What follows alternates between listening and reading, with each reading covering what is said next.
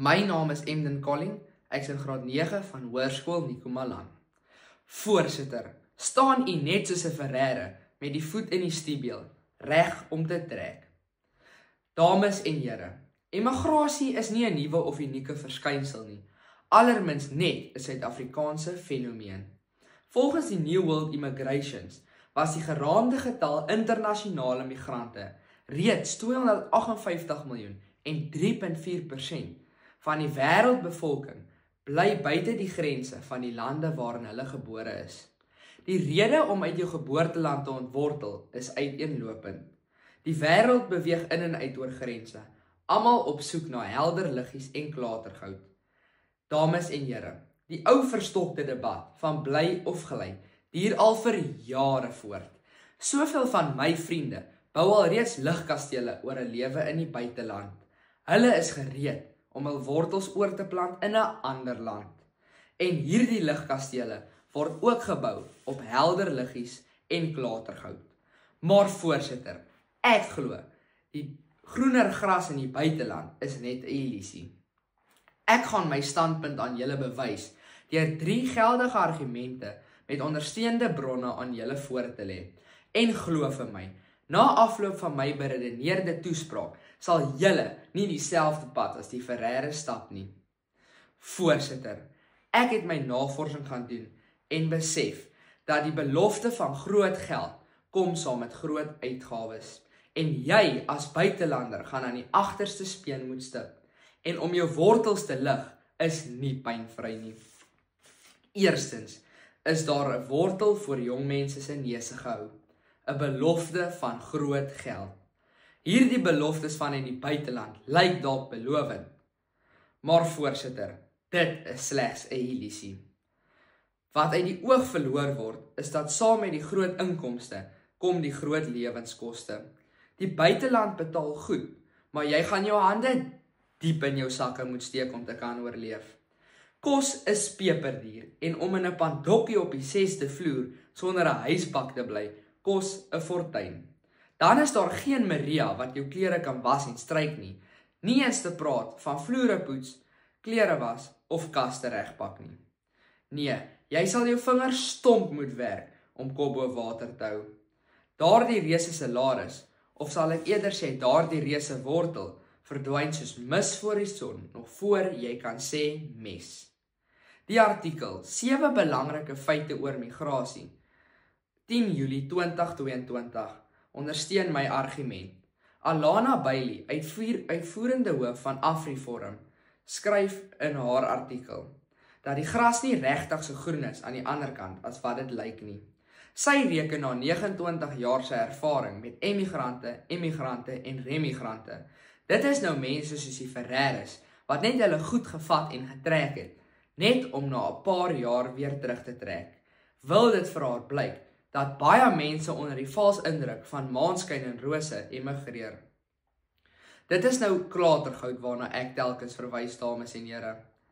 Jy dink alles is hankie-dorie, maar jy het net na die blink randjie van die donker wolk gekyk. Haar mening is dat almal wat terugkeer 'n groot finansiële nouweg het. Dames en here, die besluit oor bly of gaan moes dit met 'n sakrekenaar in die hand, koelkop en deeglike navorsing gepaard gaan. Ek is dankbaar, ek het wortel geskiet hier in die Gamtoesvallei, want ek het geen begeerte om my geld in die water te gooi deur oor die waters te trek nie. Ek trek veel eerder kaalvoet oor die Drakensberge. Buiten die feit dat jy jou sente 2 keer sal moet omdraai, sal jy ook tweede in die ry moet staan wanneer dit by jou loopbaan kom. Wat my bring by my tweede argument. Wanneer jy voet aan die wal sit in 'n ander land, gaan jy tweede viool moet speel. Natuurlik sal die land vir sy eie burgers voorkeur gee. Buitelanders, dis nou ons indringers, ondervind werkeksperimente soos hindernisse, erkenning van kwalifikasie en mededringing met plaaslike werkers. My tannie het medies studeer. Sy het haar volle mediese graad voltooi en toe sy in Kanada arriveer, moes sy amper haar hele mediese graad oordoen, net om as 'n huisdokter te praktiseer. Sy het gelukkig baie vinnig koue voete gekry en teruggekeer na die land van melk en heuning. Nee wat, Ek kraai eerder koning op my eie mishoop hier in die Gamtosvallei, voordat ek in 'n ander land na 'n ander man se pype moet dans, net omdat ek 'n buitelander is. Dr. Peer van der Spy, besigheidskonsultant en skrywer van die boek Besige Brein, is 'n perfekte voorbeeld van 'n aspirant-emigrant. Dr. van der Spy het al 'n Kaapse draai of 2 in sy loopbaangeskiedenis gemaak. Hy was die eerste mediese dokter, toe skrywer en regisseur. Daarna het hy die besigheidswêreld betree. Hy glo geluk is soos 'n diamant. Jy moet dit net vind, maar jy moet altyd jou geluk eerste stel.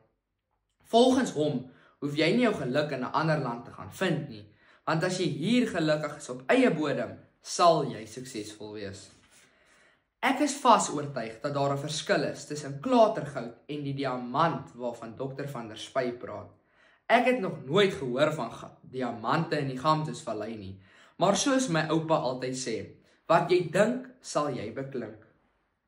Laastens, besef jy nie hoe diep jy geanker is, totdat jy word en al gelig word en oorgeplaas word in 'n ander land nie. Die sielkundige effek van die ontwortelingsproses is baie erg. Om in 'n nuwe gemeenskap in te skakel is 'n perd van 'n ander kleur, en om dit te doen sonder die ondersteuning van familie, vriende en ondersteuningsgroepe kan selfs lei tot geestesgesondheid. Jy kan selfs voel of jy nie in die land behoort nie, net omdat jy nie aanpas by jou grondgebied nie.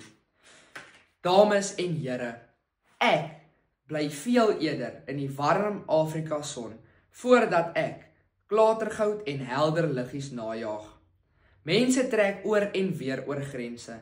Party emigreer en party verkies om terug te trek. 'n Gejaag na klatergoud op soek na iets wat baie meer belovend lyk as wat dit werklik is. So haal die voet uit die stiebel, pak jou tasse uit en skiet wortel in jou eie geboorteland, want ons almal weet dat die gras aan die ander kant van die waters is nie regtig so groen as wat dit lyk nie.